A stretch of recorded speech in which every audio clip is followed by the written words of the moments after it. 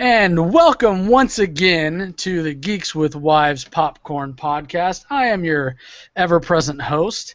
What is this? I think this is number 4. We're already at number 4, so we're a month into this. And this is your host Chad, and I have a couple of newbies, not to me, but to you on the show tonight. First off, I would like to invite Rose Palmer to the show. How are you doing, Rose? I'm doing okay. How about yourself? I'm doing good. So Rose is going to have plenty to say. She usually does. So we're hoping that she's going to have plenty to say throughout the course of the show. It's one of the reasons I wanted her on here. She is very talkative, a lot like me, very opinionated. But I would like to move on, and we have another special. And by special, I mean more kind of short bus type special. I mean, let's be honest. We have the You're the one driving it. Hey, at least I'm driving. Off the cliff. I have the editor-in-chief of FanBoyNation, RC Samo. How are you doing tonight, RC? I'm awake, so this is a good sign. Dude, it's not. It's only like 8:35. What do you mean I've you're been up awake? Since 4:30. Hey, he's got a legitimate reason to be tired. I've been up since about 5. The baby started about 5 this morning. She's been doing earlier and earlier lately instead of later and later, so it's been great. She wakes herself up to cry so that mom will come in and give her something to drink. She's gonna be 2, and it's fabulous. Oh, it's terrible twos. Here they come. Oh yes. So Rose, why don't you tell us a little bit about who you are to start off with, what you do, what brought you here?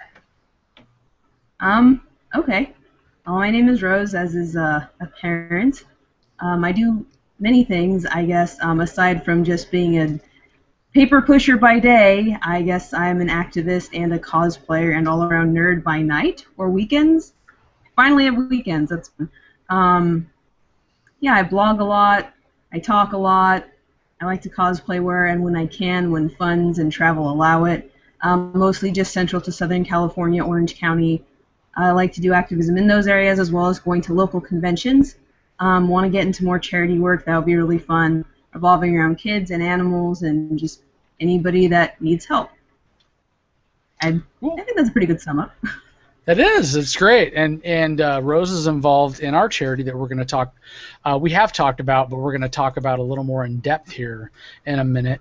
Now, RC. What about you? Why don't you give us a little bit of your origin story and tell us about FanBoyNation? Well, FanBoyNation got started I had started off as a professional journalist when I was 18 in college, covering politics mostly. And then my dad looked at me and said, "Hey, stupid, you're Middle Eastern, you're Christian, you're not Arab, and you're not a Jew. Where do you think they're going to send you first if you end up with a major publication? You're going on the front lines.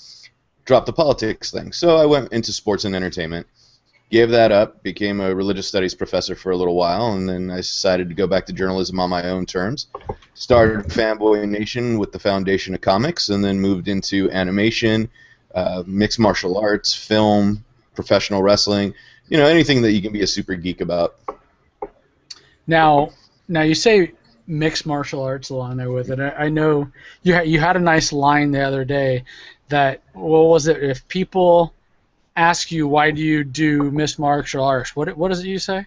Oh, I had a buddy in college. They're like, there are no real fanboys for MMA, and I couldn't stop laughing because my friend was with me at the time, and I was like, oh really? And I called him over and I was like, all right, Pride 4 heavyweight championship, go. And he told them how they got knocked out, at what round, at what minute, and I was like, there you go, that's your proof about geekdom and MMA. Yeah, just knowing a lot about it. I mean, isn't that kind of what a geek is? Oh yeah, totally. Yeah, whoever's overly fans. informed. Oh, don't get me started on NASCAR fans. So the first topic for tonight, we're going to talk about.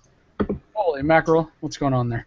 The first thing we're going to talk about tonight is a charity that we had our first event this weekend called Geeks for Kourageous Kids. Now, the easiest thing for me to do is kind of go through and read, at least paraphrase the article I wrote on this. That way I don't step on my own tongue and try and do a full-on monologue. I want to give a kind of a full explanation. We've given teasers and little bits. I want to kind of give a full-on explanation tonight of what it is, what the concept was, where it came from, and then what we ended up doing this last weekend. So I'm going to go ahead and read that article now. On July 19th, a new charitable portion of Geeks with Wives called Geeks for Courageous Kids participated in its first event with the Orange County Ronald McDonald House. We had the opportunity to help this amazing organization celebrate their 25th anniversary of the Orange County location. It was a cool summer morning with the smell of pancakes and sausage in the air when we arrived. But before we get to that, I want to tell you what G4KK is and where it came from and how we got to that moment. I have 3 kids, and now is when I'll paraphrase. I just wanted to read that bit to start off. And, you know, children are very important to my wife and I, of course, and our children. When our third daughter... 3 of them, I hope so. Yeah. When our third daughter was born, actually, when our second daughter was born, we had an initial scare with her. She had a heart murmur.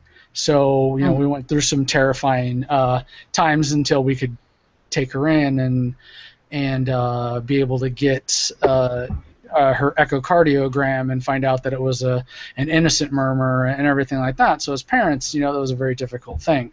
And then our third daughter had a ulcerated, what was it, honey? Ulcerated hemangioma, which caused her to be hospitalized. So while in the hospital, you know, we met a lot of these kids and volunteers and such, because we stayed in the oncology ward for several days with her and met several of these families. So when we started working with cosplayers and doing things like this, it was something that always clicked with me, that how can we use the people we know or utilize, not use. I hate I hate that word. Utilize or you know, help inspire the people we know to just do something that might make these kids happy. I mean, there's fundraisers, there's stuff like that all the time, but they're so isolated. I mean, if you're in these areas, they don't get a lot of things to do, a lot of things to play with. And people to visit. I mean, they basically wait for people to come see them. So it was really a thought process of what we could do. And a now friend of mine that I've met through doing this, Zach Luna, had been posting some pictures on Facebook about a hospital visit that he had done, and as Spider-Man. And Zach was with us this last Saturday as well, and just the pictures of these kids actually in their hospital beds and everything, and the smiles and the joy on their face that Spider-Man or Wonder Woman would come visit them, really inspired me to try and figure out if it's something that we could make happen as well. So I started contacting some of the cosplayers that I had met and knew, and got an extremely overall immediate positive response. You know, down to down to every person involved. And Piper just joined us. That's great. We have Piper's cosplay picture up now, but we'll introduce Piper in a minute. But down to everybody that was asked, it was almost a no questions asked response. That sounds fantastic. Thank you for including me. Let's figure out how we can do these things, all for kids. And it was really heartwarming to get responses like that from people like Rose and Zach. And then I'll, of course, go through and name the others towards the end here. So we went to, something that my wife and I said we're going to do, because we know these cosplayers and we're forming relationships with them, we're going to do ourselves. Is it something where Geeks with Wives wants to be involved with us as well? And they said yes.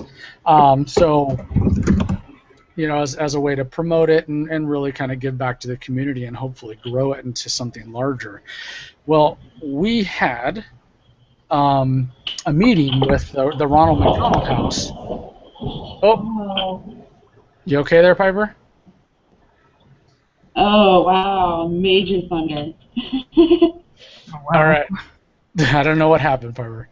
Uh, um, Now, we had initially tried to find out about visiting some kids in the hospital and such, and that's a very difficult thing to do. And what we were finding, we were kind of running into some roadblocks.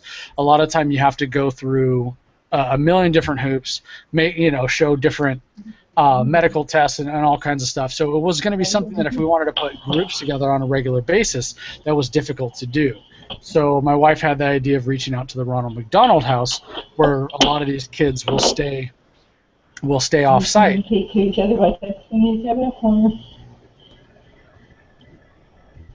Will stay off site, and then their families can stay with them at the Ronald McDonald House. Now, let me read what the Ronald McDonald House, their mission. Let's see, their mission. I got thrown off a little bit by Piper. I don't know what's going on with her. Where is it? The idea behind the Orange County Ronald McDonald House is simple. Provide a comfortable and affordable home away from home for families shouldering the burdens associated with a child who is treated in a nearby hospital. Some children must travel great distances to get medical attention they need. Hospital treatments may last a day, a month, or more than a year. For the families of these children, affordable accommodations are few and far between. Often they are limited to costly hotels or unforgiving hospital chairs. The Orange County Ronald McDonald House offers a comfortable, and this is all Ronald McDonald Houses, offers a comfortable, supportive, and affordable alternative for those families. It's a temporary home near their child's hospital where they can sleep, eat, relax, and find encouragement from others. It is much more than just a nice place to stay. It helps to anchor families in very trying times. It can reduce stress by providing a venue where people can talk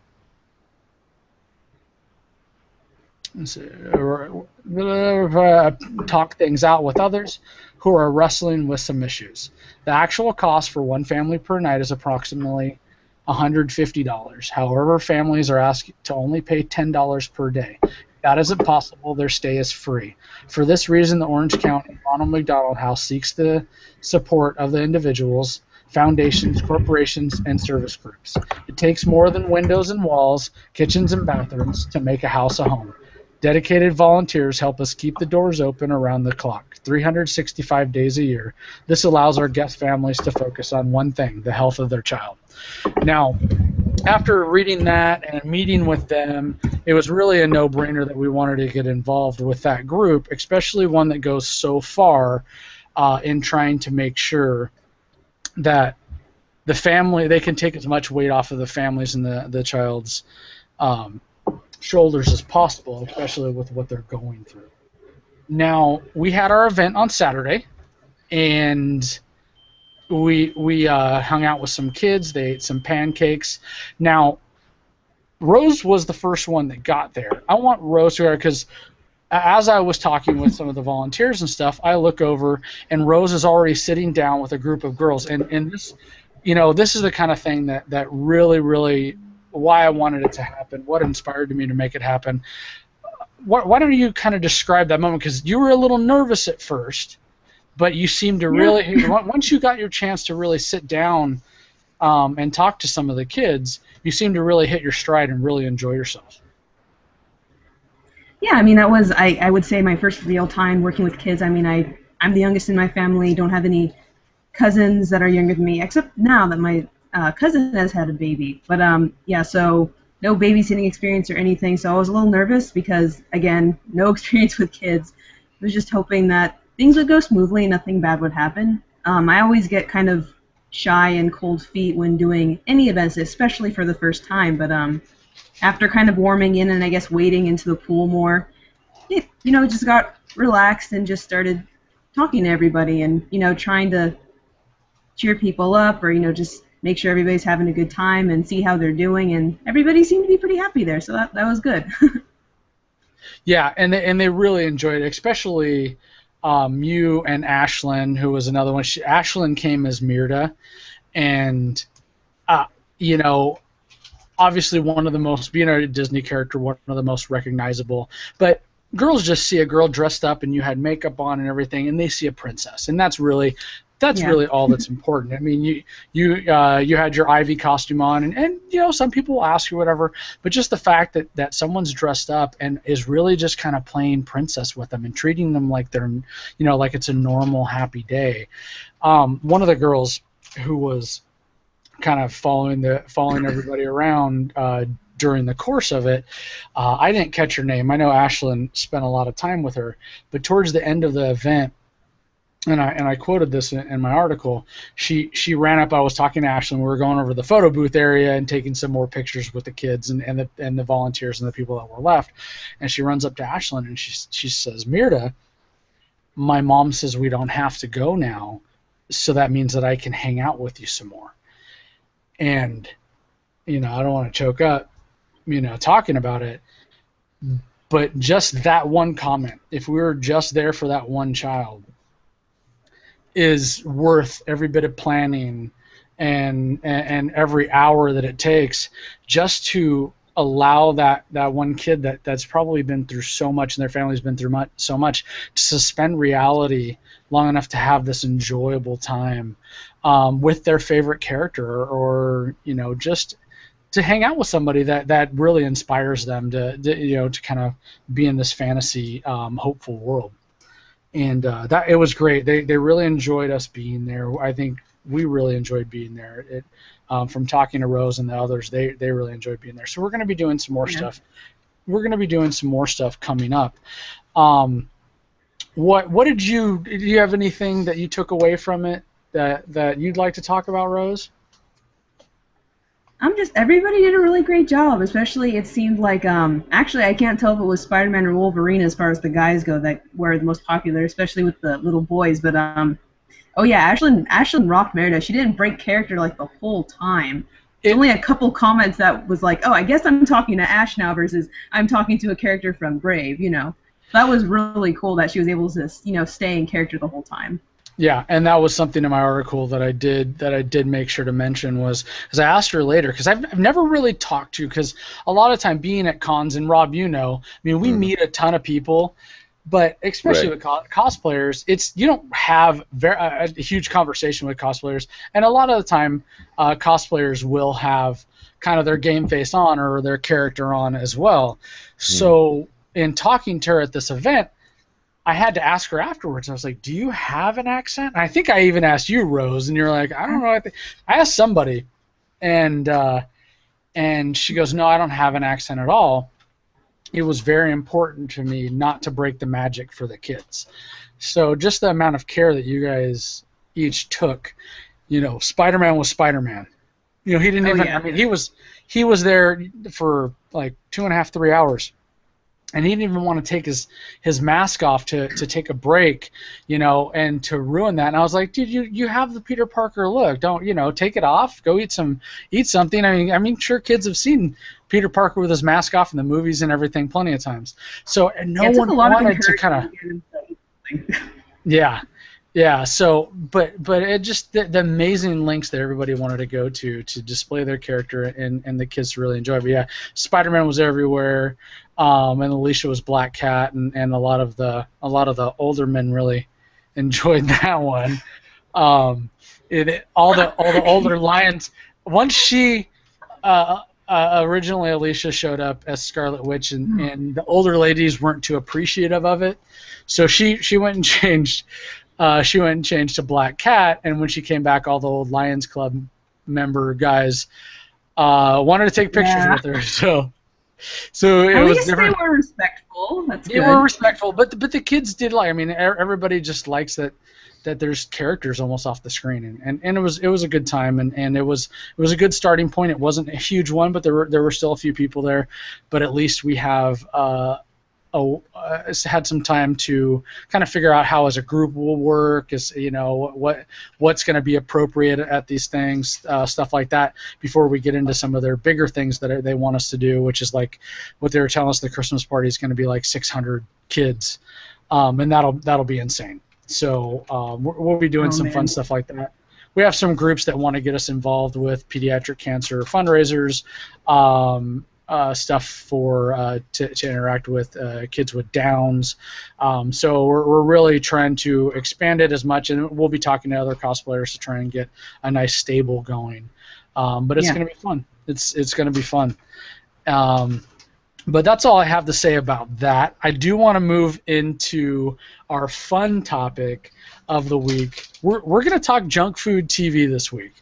I always think about this because we talk geek movies, we talk television, we talk this and that. But just about everybody has that crap that they turn on, that that Jerry Springer or whatever that they actually enjoy but might be embarrassed to admit.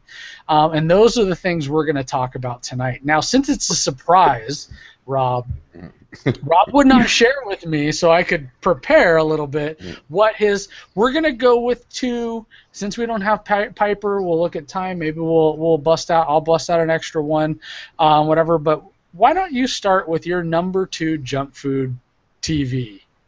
And this better be good if you're going to keep us in suspense. Yeah. Just saying. All right.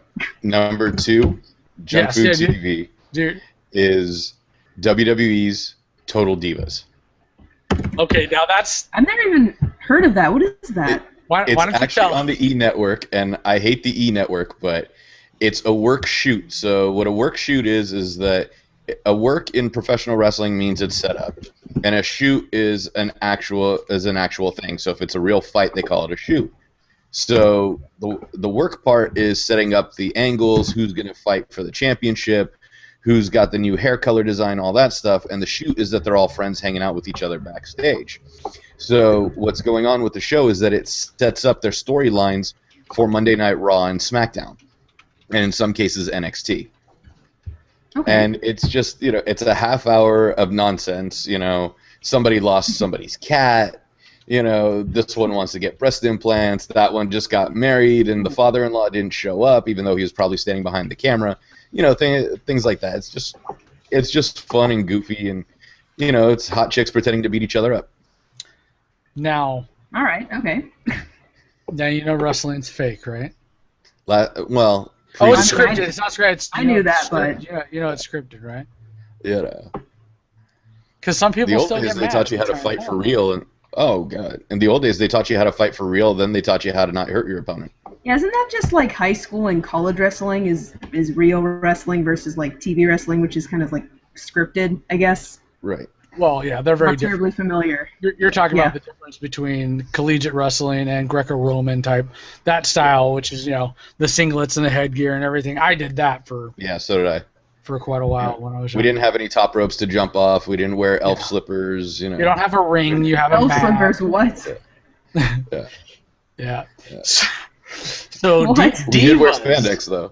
So, Divas, huh? That's totally Divas, Yeah, I could see what you do alone in your room at night.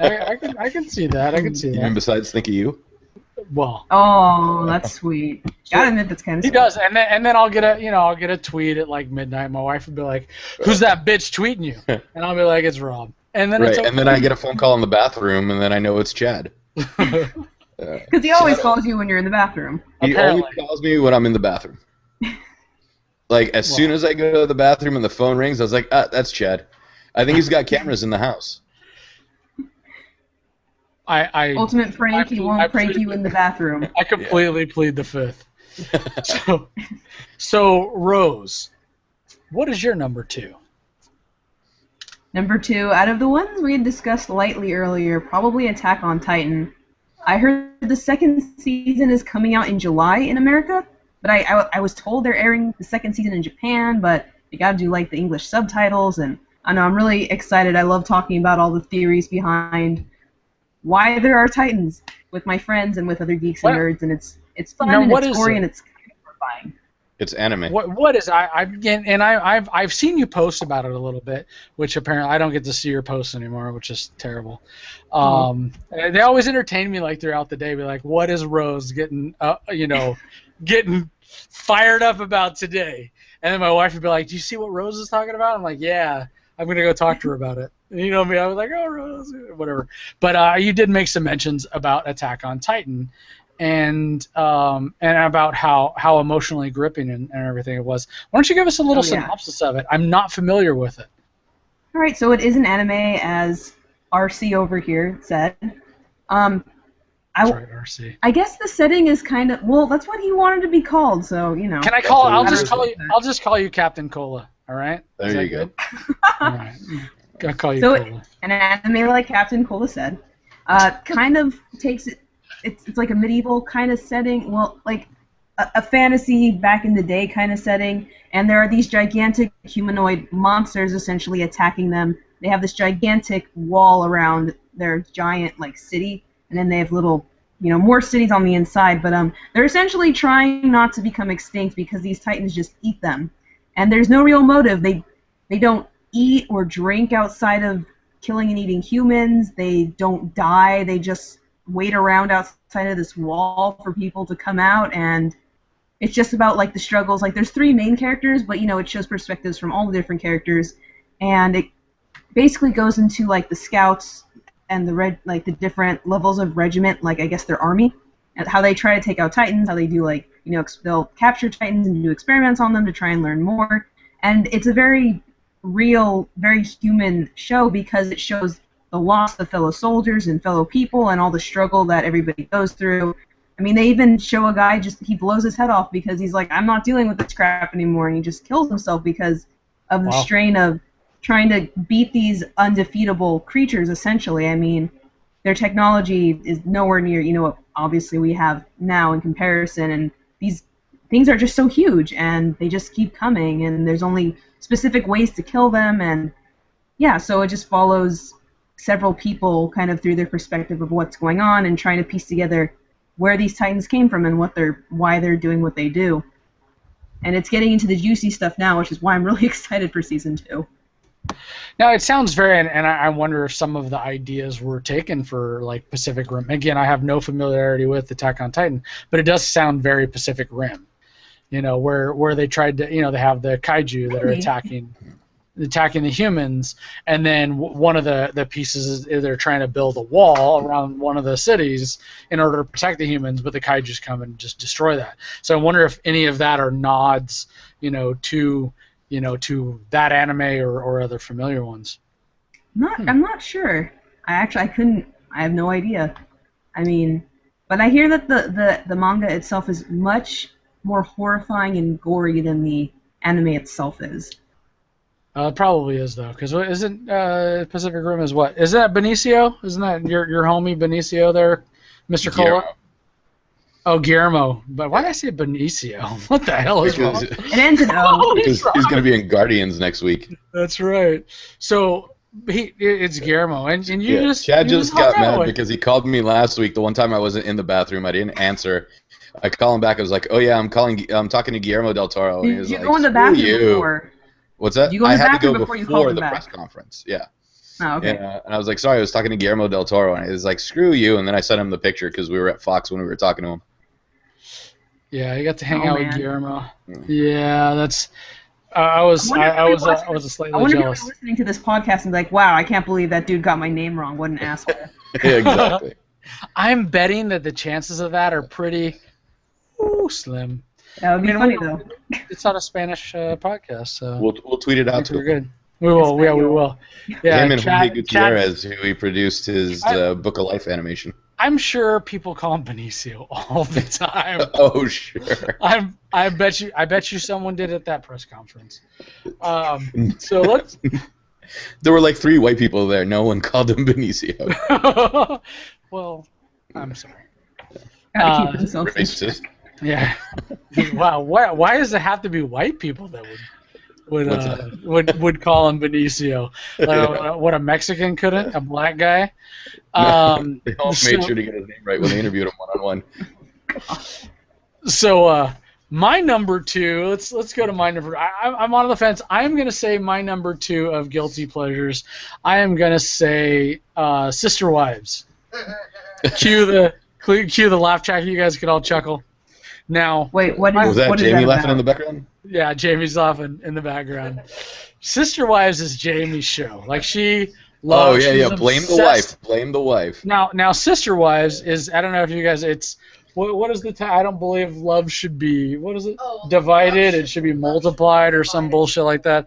And it's the story of the Brown, the following of the Brown family and their Mormon bigamist cult, sister wives, and him and his 4 wives, and how I can't find one dumb girl to take care of me. How'd this guy find 4?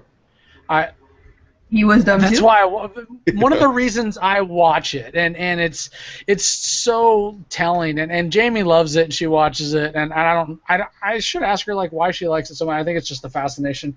I love it because every time we watch it, I want to punch that fucker in the face.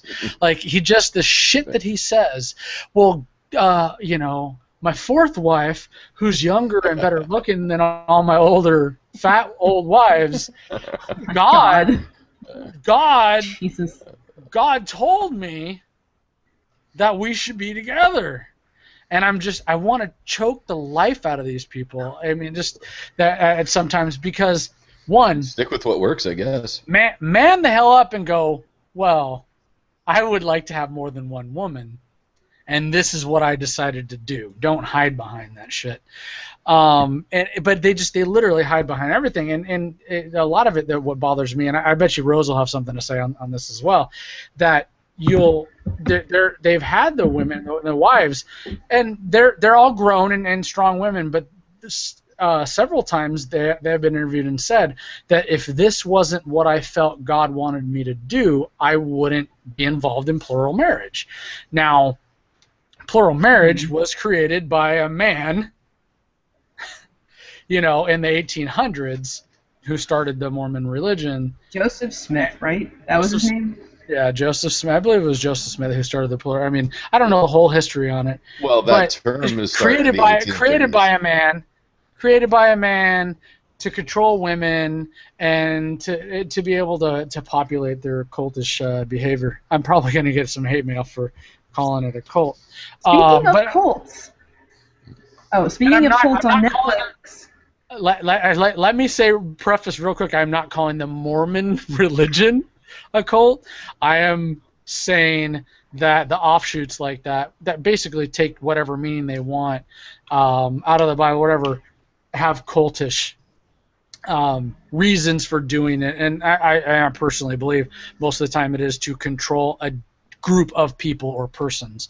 And in this case, I believe it's to control women so that you can have as many wives as you want, and God told them they had to do it, so they got to give in. Because on the show, they're so incredibly unhappy at many times. They have to share their husband with another woman. He basically every couple of days goes to a different woman. And they just have to be okay with it because God said that they have to. And it drives me up a wall. But you got also wonder. But dealing with Mormonism, actually, on Netflix, there's a documentary, and I just watched this like a few days ago, and it's a documentary about 2 Christian cults, and one of them was a Mormon cult about Mormonism isn't Christianity. Wait, what? So we got to be clear on that. Mormonism isn't considered Christianity. Mormons consider themselves Christians, but the rest of Christendom doesn't. I thought that most Christian religions consider themselves Christians because of their belief in Jesus as their savior, correct? Right, Isn't that one of the main overarching themes? But with Mormonism, there's extra canonical texts like the Book of Mormon, right? And that doesn't count within Christianity. Like when Pope John Paul was alive, they went to the Pope and asked him, "Can we now be considered Christian?" And the Pope said no. So even under the larger Christian sects and even evangelical Christianity do not consider Mormons Christian.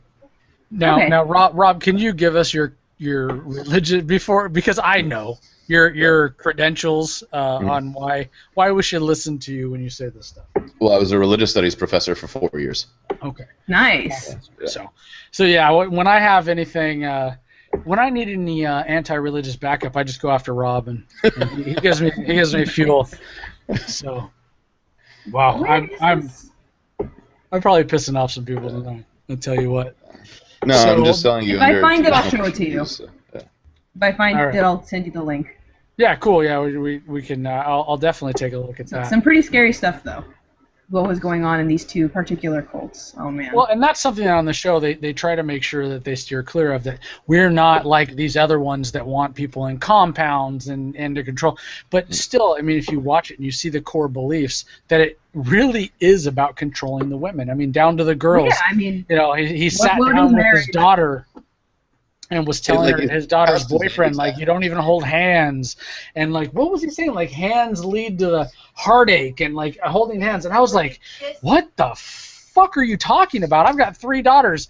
I don't want them. I mean, I want to shelter them as much as possible. But, like, the shit that they use. But it literally is geared towards controlling women.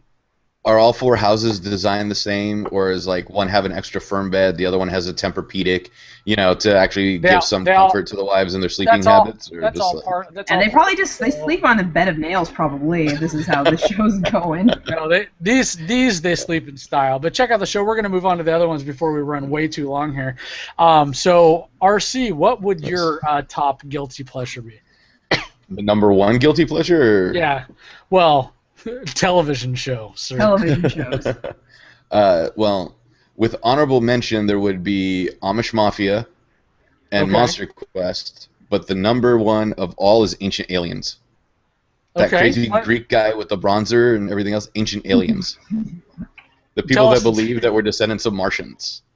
The alien. Tell us a little bit about it. The theory is based on a book called The Fifth Season, where Mars used to be inhabitable, and that before Mars went to hell because the Martians ruined it, they decided to come to Earth because they found it was compatible to their living style, and they taught the ancient people how to use technology. That's why we had the pyramids in Egypt, the ziggurats in Mesopotamia, and so on and so forth into India and Mesoamerica and wherever else. You know, all right. My favorite line of it all was the crazy Greek guy on the show with the bronzer and the wicked hair goes, yeah, he's talking about how they're talking about the Private Elijah, who was just commemorated on Sunday, but said, you know, I don't believe in angels, but I do believe in aliens. I said, so a benevolent, invisible God is far-fetched to you, but spaceships 6,000 years ago makes perfect sense. Got it. Yeah. Yeah, I mean, I've never watched that show, so. Oh, you'll enjoy it. You'll enjoy it because it's on History. I know I've seen that. Yeah, it's on History Channel. That's what makes it even worse. Yeah, you know, and History has an History Channel has Ancient Aliens. Yeah, History Channel has a lot of good guilty pleasures TV now. You know, I would have to say some honorable mentions in there are stuff like Pawn Stars and things like that. I enjoy Pawn Stars, even though it's gotten really hokey lately. But why don't it can't be more hokey than Amish Mafia. Oh man, my wife watches some of those Amish shows on occasion, and I can't even sit and watch them and just to be able to hate on them. They drive me so batshit. Like, so yeah, let's not. Don't worry, they're not watching now. You can say whatever you want. They're on TV. They use all this stuff. I don't understand how they whatever. So, Rose, why don't you give us your number 1? Ooh, my number 1. I personally wouldn't consider it taboo because I don't try and hide the fact that I watch it. But a lot of people are sort of against the show, and for reasons, I guess. But Teen Titans Go, I love that show. It's just so funny. Like, a lot of people don't like it because it's like, oh, it's not serious. It doesn't try and keep any storyline. The characters they have no depth, and they're all just caricatures. But if you actually watch it, it's just the writers. Wait. Can you do that voice again? That was awesome. Because you had a whole look on your face. Well, they're just caricatures. That was. They're just characters. They're not deep at all. That was your stupid person mimic voice. That's their stupid person voice. Or dissenting opinion voice, I guess. I saw the Ultimate Sandwich one, and then the one where Beast Boy wanted to buy Cyborg a birthday present, but had to get, or vice versa. He had to get a job. Yeah, so he had to get a job in order to do so, and I was just like, I tap out. Well, and a lot of people don't like it because it doesn't follow any canon, or it doesn't have a storyline and plot and things like that. But it's really I don't care about that. I just didn't want to. I was like, I just spent 15 minutes watching him make a sandwich, and I was just like, I could have made my own sandwich and actually, had lunch. You could have made a sandwich along with him. Yeah. Could have. But I didn't have the same deli meat. That's the problem. Now, the Teen Titans Go is on Cartoon Network, right? Yes. Right. That's one on Cartoon. My issue with, and I haven't watched the show. My issue is more with Cartoon Network, that they've gotten rid of great shows that are good for adults as well, like like Young Justice, and like that was disappointing. Green Lantern. Green Lantern. Oh yeah, Green that Lantern was actually got good. Computer graphics, yeah. And now Batman, so quickly. And I've heard some interviews about it. I forget exactly who it was. One of the guys that creatively worked on a lot of these cartoons, and they said because those, with those, they had a lot of them, too many girls watching those because you had powerful women characters on it, and girls don't buy toys. And, they never advertised the toys. That was the problem. The point is, my break front has a lot of, a few. I mean, I'm just starting my. But this is the mind. This is the mind frame of a lot of those things. So they wanted to go back to something a lot sillier, and that's why they brought like Teen Titans Go and stuff like that back. Speaking of which, because it sells more toys. So we lose out on critically acclaimed shows because of toy sales, and it's sad. Yeah. Let's see. Well, they never advertised the toys for Teen Titans. Speaking of toys, I had to have this. Rose's toys. Oh, Beast Boy. Little Beast Boy is my favorite. He's so cute. I have a whole, I have shelf upon shelf filled with little toys like that. Like. You should love Beast Boy even more because the voice of Beast Boy is a vegan activist. Oh yeah. I did not know that. Yeah. I knew Weird Al is a vegan, and he did the voice of Animal Man in the shorts that they would play for Young Justice. Yeah, his name is Greg Sipes, and he did a song called "Why Must We Eat the Animals?" Oh, there you it's go. A catchy tune. That's Rose. That needs to be your new. Yeah, like, now I need to wherever you walk. This guy. You're like, now I got to stock Beast Boy at Comic-Con. Just have a speaker. Yeah, now I need to pocket. get my Beast Boy cosplay on and go find this guy and be like, hey, and then bring Topa with me because that's what I plan to do. Once I get it done. Yeah, he's also the voice of Michelangelo in the Ninja Turtles cartoon. Okay. Oh my god. Cool. We're just going to make Rose a list of all the vegan characters or vegan voice actors, and she can stalk them. There's quite a few out there. There's quite a few out there, and I think more and more. It's something I know Rose doesn't like to hear it, but I know for myself personally, being Mexican, it'd be tough. I do. We won't talk about that, but I do respect the activism and everything that she goes through on that standpoint. We'll give her a chance to plug it a little bit at the end there, at the end of the show here. Now, my number one, I would say right now, my number one is Catfish. Have you guys seen Catfish at all? You haven't seen Catfish? I haven't even heard of it. It is the best show. So the term catfishing was coined. I guess there's the movie Catfish, done by Neve. What's his? Schulman. Neve Schulman, and he did a documentary where he had met a woman online, and it's this documentary about how she just created this fake persona that he fell in love with. And I haven't seen the movie. I've read about it. I've seen the show. I watched every episode of the show. And it's his journey and what it did to him, and finding out about all, unraveling everything. So what he did is, after that documentary, he got picked up by MTV. It's actually probably the best thing, one of the best things on TV, because they're actually pretty decent guys. But him and his buddy people write into them and say, I fall in love with this person online, and it happens. I mean, I don't know if you guys have been through it or whatever, but sight unseen. But we've had this issue and that issue, and there's always this problem about meeting them and whatever. I need you to help me to find the truth. And it's them unraveling the truth of it. And some of it's beautiful, some of it is sad. But it's a very, very interesting show. But is it kind of like Cheaters, where only you never meet the person that's screwing you over?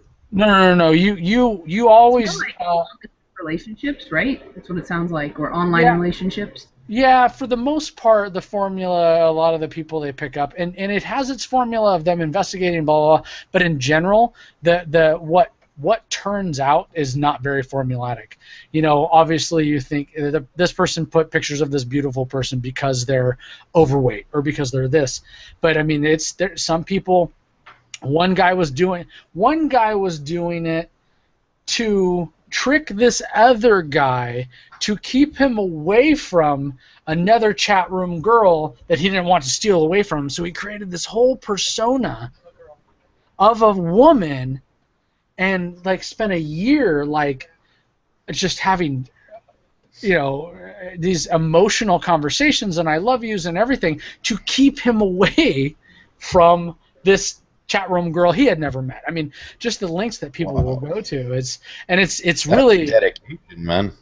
There's some of the stuff is immense dedication of what they'll go to, but sometimes, and he was the kind of the,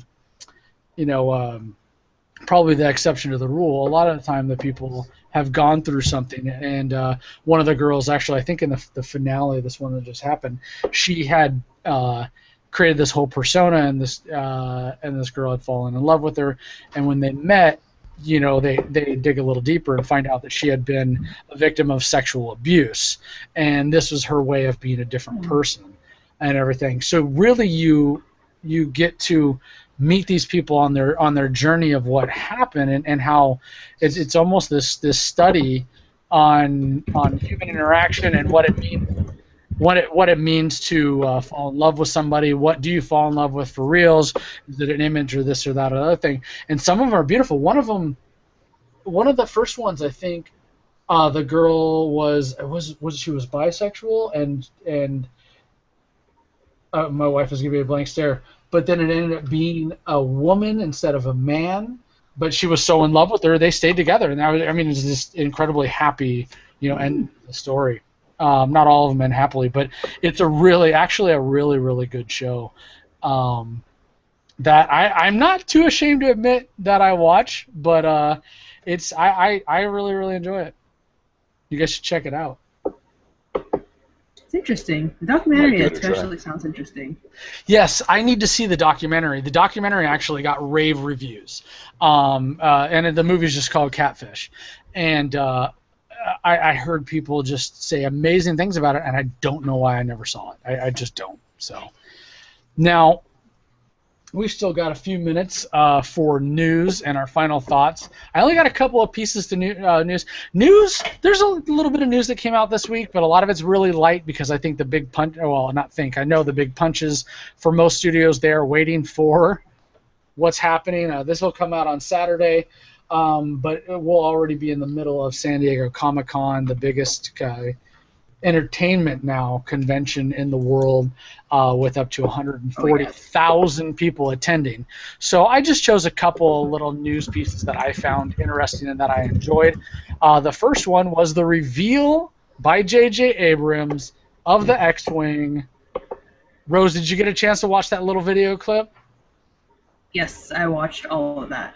Are you a Star Wars fan? We've never talked about it. I mean, I've watched Star Wars. I'm definitely more of a Star Trek fan. I mean, I like them both. Don't get me wrong.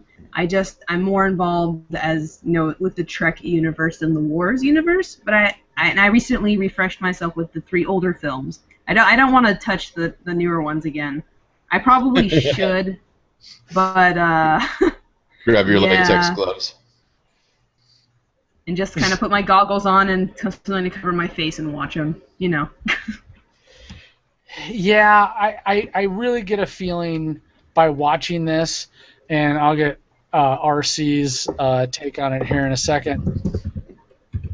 I'm not a huge fan of J.J. Abrams, but I'm really starting to get the feeling that with Disney behind the scenes, that the use of practical effects to bring back the magic that was a lot of the original Star Wars stuff is what they're aiming for.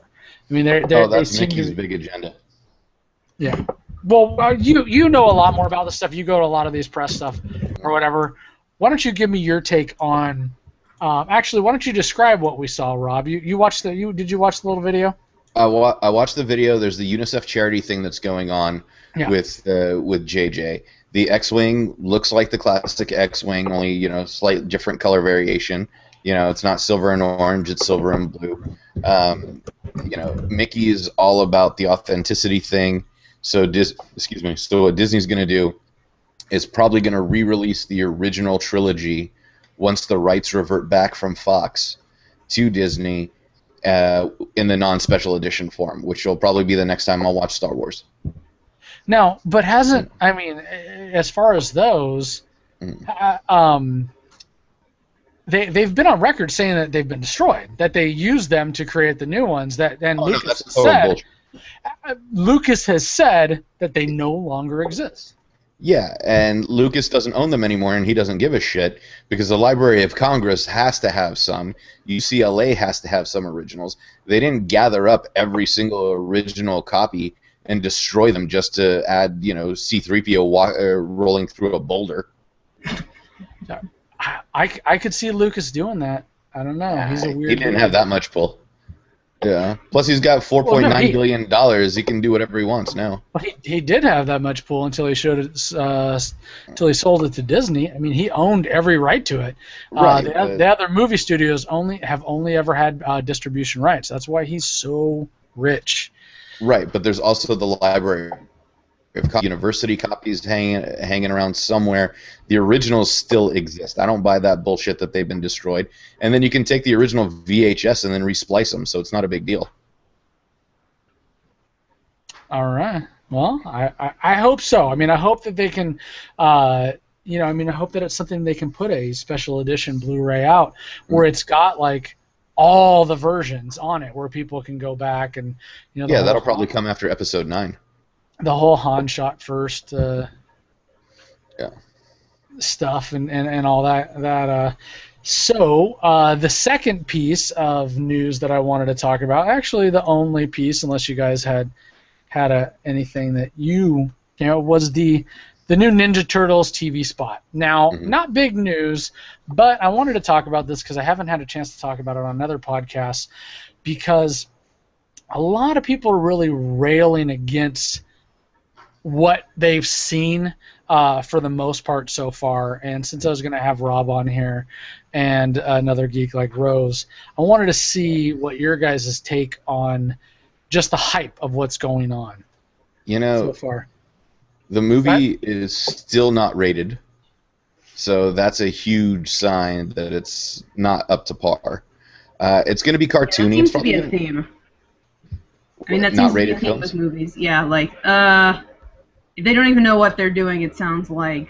Don't they have guides for how to rate things, though? I mean, they do. What happened in the movie? This, and this. Right, but don't forget, it's Paramount. So Paramount's the one that gave us both G.I. Joe movies, all 4 Transformers movies. And it also gave us the Hercules movies this weekend that there are 0 press screenings for, and it's giving us Teenage Mutant Ninja Turtles.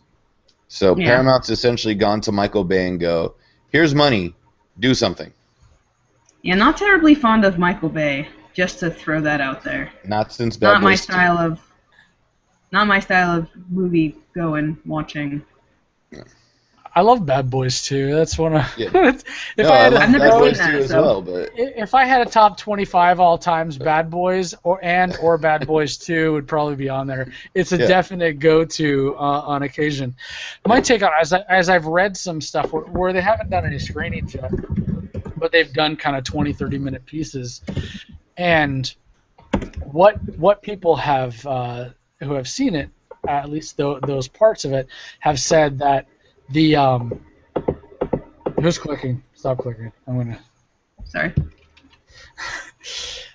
Those pieces are that for some reason they've done a very poor job with what they've shown us in previews, and that's what I'm hoping is the case, because I don't really like the arguments that the turtles look weird. To me, like I said, I mean, Rob knows I'm a turtle and tortoise guy. I have turtles and tortoises. Right. To me, they look like mutated turtles. I mean, I have turtles that look like that.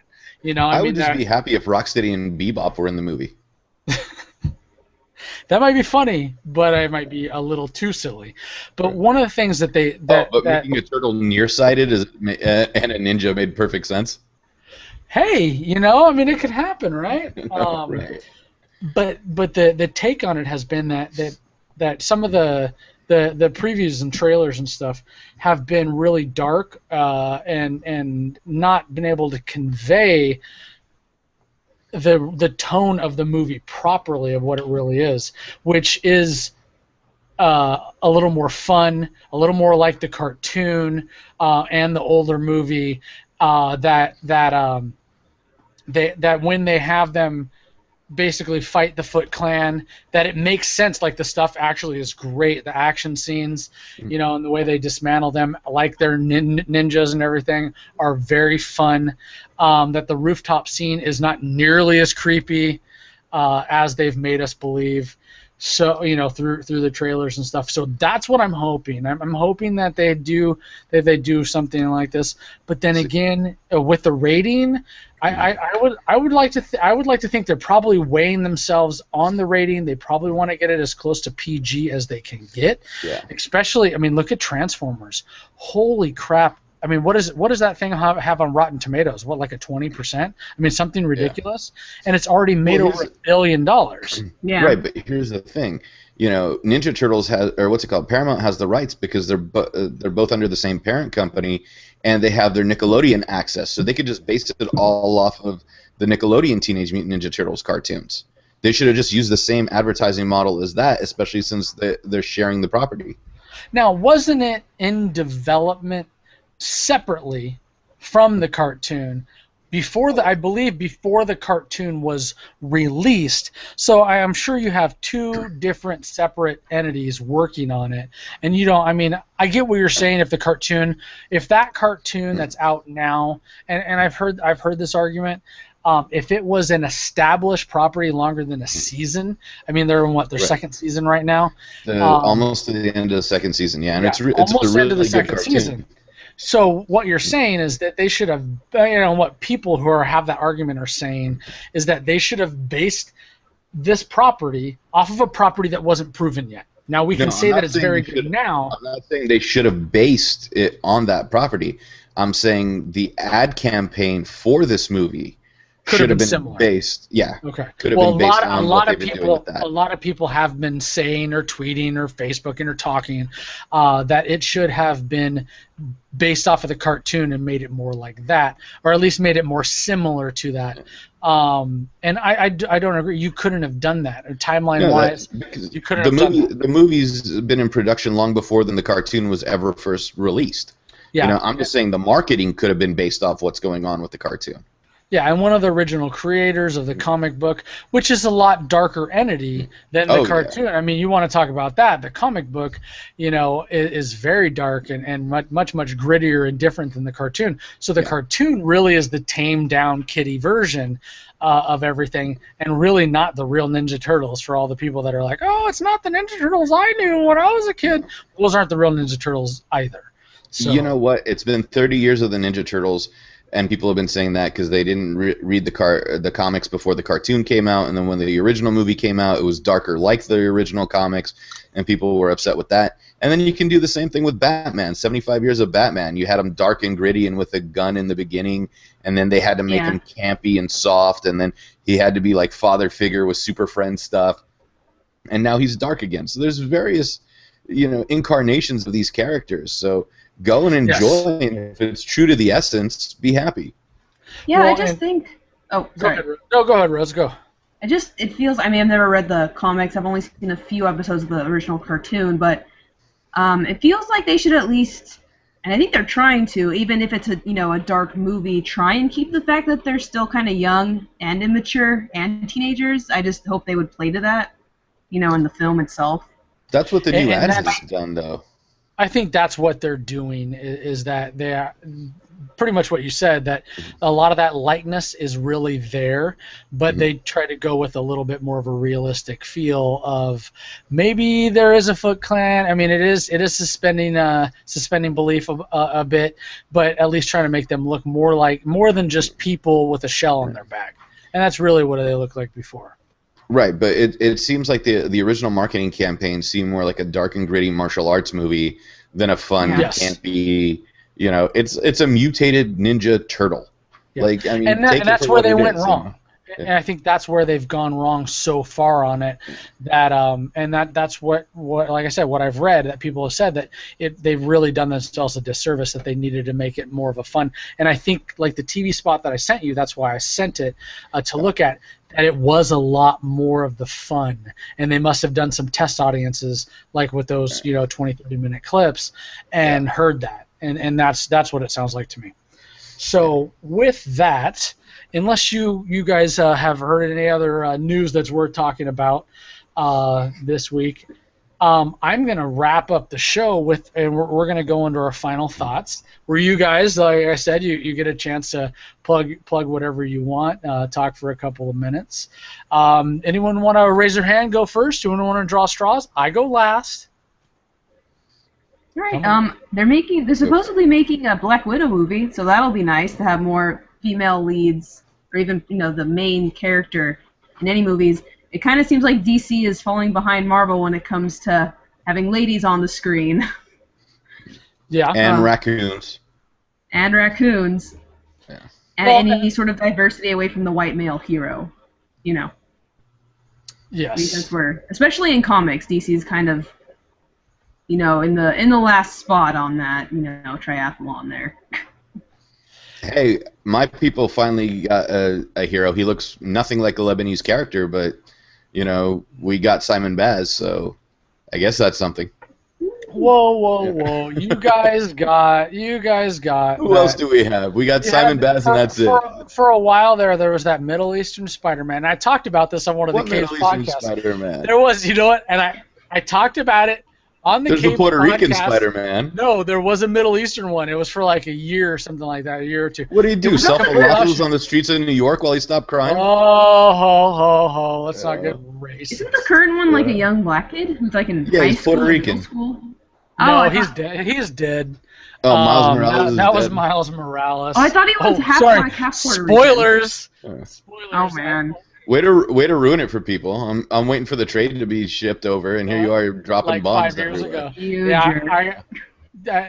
You know what? I'm learning. Some people get upset if you years later if you spoil something, and I don't do well with that. I still haven't watched Titanic yet. Don't ruin it for me.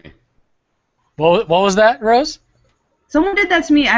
This was months ago, and I was just watching Deep Space Nine, one of the very variant like Star Trek series, and they were like, "Oh yeah, I was really upset when Jadzia died toward the end," and I was like, "Dude, I just started watching it." Yeah, that's messed up. That's different. But if I go 2 years later and be like, the saddest thing I ever watched was Bobby dying on Supernatural, which happened 2 years ago. I think that was the one that I got called out. Spoilers, called out for. I'm sorry you haven't gotten to it. It's been out in the ether and advertised for a long time. You know what? I haven't watched Titanic yet, so don't ruin it for me. Hey, you know what? What's that? The ship sinks. I'm the king of the world. Well, you know what? To hell with you both then. That's it. There's no reason to watch it. You would have just saved me 3.5 hours. You would have been the first one gone down. So Rose, they would have just been gone. No minority survived that thing. Yeah. Were there even any non-white people on there is the real question on the Titanic. I just get stopped at the airport every chance they get. Sir, you've been randomly selected. You've been, come on. Randomly selected every time. RC, just be like, come on, my name's, I'm named after a cola. Come on, man. I think it's more American than that. All right, before we get off the rails, why don't you plug yourself, Rose? Where can we find you? What are all your things? Do you have a Twitter? Do you have what's your cosplay page? All that good stuff. All right. Well, I don't actually really like Twitter all that much, but I do have one that I sparingly update, mostly just to keep in contact with other people. And the link, actually, my internet froze. So I can't even access it. Like something got jammed, but I didn't want to close this out because it would have canceled me out of the system. I believe is vegan cosplayer versus that vegan cosplayer because I couldn't, I couldn't have the that in there because it wouldn't let me. It was too long. It was too long, so that was no good. Let me look it up right here. Why don't you tell us a little? Yeah, it has no that. Why don't you give us a 30-second spiel on your vegan activism? Well, I mentioned off screen, but Ringling Brothers is coming to town at the Honda Center in Anaheim, California. That's starting on Friday, going over the weekend. Going to be doing a lot of protesting. There's also a vegan fest happening in Anaheim at a local little hipster little what do they call those, anti-malls or something? It's by a restaurant called Healthy Junk, and it's on Saturday, and I'm going to be there too because I like to meet more local people, make more friends. As far as nerdy things go, like conventions, a lot of them are happening in October, and I'm getting married in October, so that's kind of a lot to juggle. Hopefully Kamikaze, there's the Long Beach Comic-Con versus Long Beach Comic Expo that happened earlier in the year. Trying to think of more local convention. Do you know of any other? I'm trying to think of. I can't think of local SoCal, Orange County conventions off the top of my head right now. I have to go back and look at my list I have on my internet, which is frozen. I was looking up a couple of things there. I didn't hear what you said, but yeah, I mean locally we're gonna have Kamikaze coming up, Long Beach Comic-Con. Stuff like that, and then Rose will be doing events with us. I'm sure you guys. She's at Vegan Cosplayer on Twitter, and then you have that vegan cosplayer on Facebook. But and Tumblr. Who does Tumblr? Whatever. Do you have a Snapchat to share with us? No, isn't that the thing? I heard from a old coworker of mine who worked as an assistant teacher in a high school that people were using Snapchat to bully other kids and some random I have no idea what's How can you bully somebody with Snapchat? It disappears in 10 seconds. Exactly. There's no evidence, so they can be sending you all the most horrible things, and the teachers. If you're gonna get offended by something like that, I deal with a lot of fighters. They're delicate. Wow. They're delicate, man. You know what? I was on the football team in high school. I was on the wrestling team in high school. Delicate wasn't the word we used. Doesn't mean you don't have feelings. Yeah. I do. I was wondering about Chad, but I do. I don't have feelings. I used to defend the guys that used to play Magic the Gathering against being bullied until they were a-holes to me in the comic shop, and I was like, all right, see what happens Monday. Where were you when I was getting picked on and pushed around? Come on, man. Probably graduated several years before you did. Joking about Miles Morales. I was joking about Miles Morales being dead. Now you tell. And I just got called out by Casey. He's tweeting me. He's like, Miles Morales isn't fucking dead. I was like, shut up, he is dead. So he's dead to Chad. Because I will it. I was kind of waiting. I wanted to put that because I get called out on spoilers. I don't get that. It's a TV podcast. Again, we don't intend to spoil anything. We will tell you if it's current spoilers. Right. But if it's a year or two old, here's my blanket statement. It's fair game. I'm sorry. By the way, Deep Space Nine was made in the 90s, so that's different. What you're talking about is very different because that's like, hey, I'm just getting into a show, and I'm really enjoying it.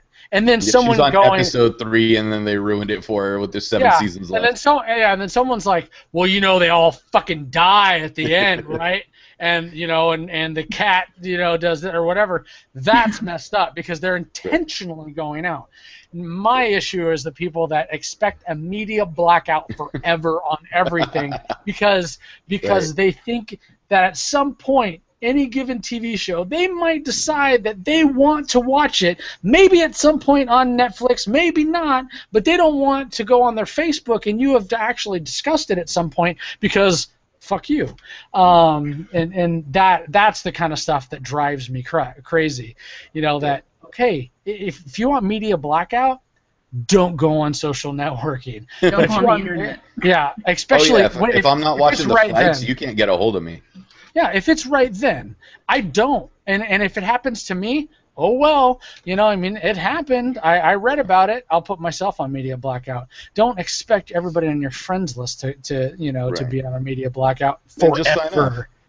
Yeah, or don't read it, or you know that it's it's the season finale or the whatever finale of Breaking Bad, and everybody and their brother, or Game of Thrones, and everybody and their brothers will be like, oh my God, have you seen it? So it's the best death ever of this and that or whatever. And that wasn't a spoiler because lots of people die. So Jesus. This is really now RC. Yes. RC, Mr. Cola. You know you love me. Where can we find you? Where dude? Yeah. My wife. My wife. She wonders about you sometimes. With this, she does. I know. She does. She's the third person in this relationship. I'll be laying in bed some evenings and just have a starry look in my face, and she'll look over and she go, "Are you thinking of Rob?" The look I'm getting right now is the look, and apparently I'm number one is what I'm being told right now. Okay, so where can we find you, Rob? What do you have? Any last words? Yeah, well, you can find me on FanBoyNation.com, of course. Our Twitter is at FanBoyNation. Facebook is FanBoyNation as well. We have Fangirl Nation, so ladies don't think that you're neglected. At Twitter, FGNMag, so for Fangirl Nation. The women have their own playing field. We're going to be at Long Beach Comic Con. We got a 10x10 booth split between Fanboy Nation, Fangirl Nation. Ladies, women, whatever the hell you want to call yourself, because some of you might not be ladies and hate the term. I was actually told, don't call me a lady. I said, I don't know you well enough to give you that title. What's it called? Is going to be a Fangirl Nation, what's it called? A Fanboy Nation panel, or Fangirl Nation panel at Long Beach Comic Con. There's also a special Fangirl Nation event coming, so Rose, you're invited. All female cosplayers are invited. We're going to put the blast out after San Diego Comic Con to let you know where to meet. It's going to be in Orange County. Is it Orange County? Okay. You only invited the girls. This is sexist. What's that? Well, you didn't invite me. Oh, you man. always have an open invite. First world problems, as Weird Al would say. Wait. First world problems. Hold on. I'm a man. I get that. But I'm short. Yeah. I'm freaking Mexican. When the hell did you become Mexican? The white people don't want me. They don't claim. I've also been plugging Weird Al's new album all day. So. Hey, you don't get randomly selected at the airport. Dude, don't even get me started. I have before, once. But I don't go on planes that often, so I mean. You probably went on with, cosplay weapons or something like that. I'm sorry for interrupting. So, Fangirl Nation is having a special event coming up. Fangirl Nation's going to have a special event in August. All female cosplayers, fangirls, Star Wars, Trekkies, whatever your passion is in geekdom, the Whovians, all that stuff, brown coats, whatever. So crap, that's you're all invited. Yeah, that is next month.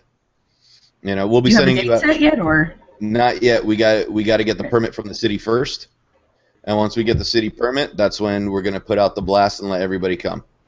We're going to have waivers for you to sign off because you're going to be on camera for some stuff, and that's the most that we can tell you right now. Oh man, it's a secret. Got to get in the club first. Non-disclosure, NDA, baby. Yep. NDA.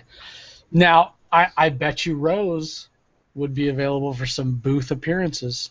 No. I bet you. Hopefully, Rose depending on what's going on. Sure, you can always hit me up. Yeah. Rose does.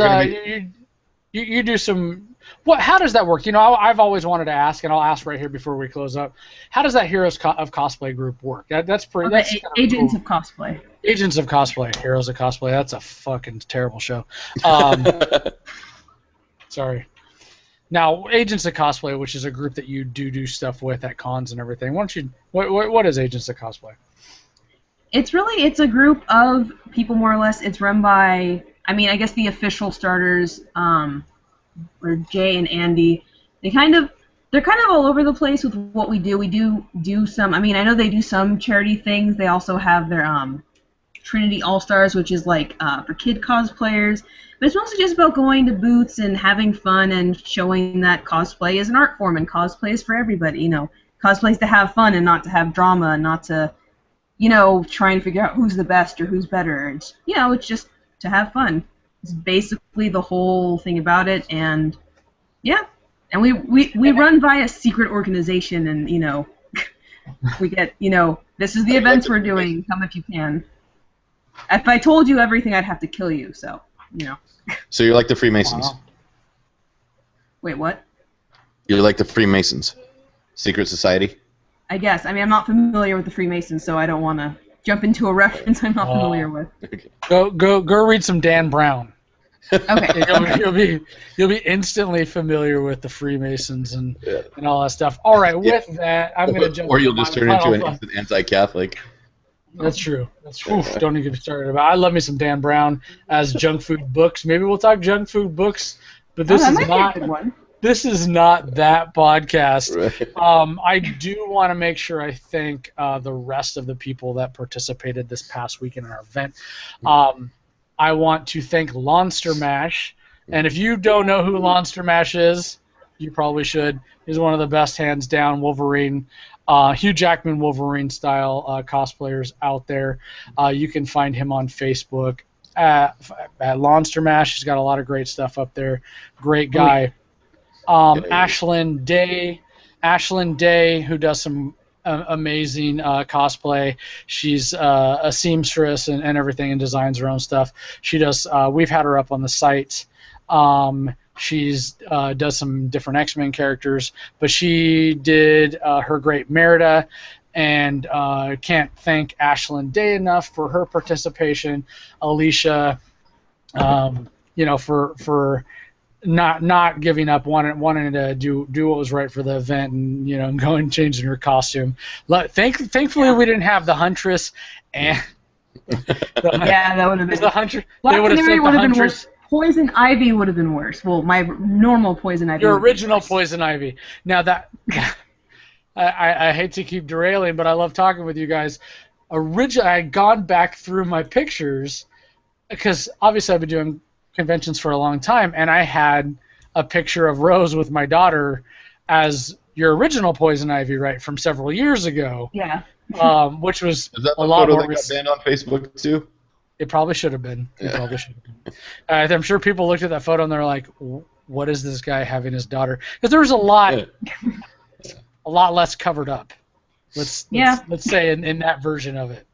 So. So we thank Launster Mash, we thank Ashlyn, and then Zach Luna. Zach does not really have a cosplay page. Zach really... Which is too bad. It is. Zach Luna, he's a great guy. He's done a lot to help people in the Spider-Man community. He's developed things like the face shield mask, and really takes being Spider-Man.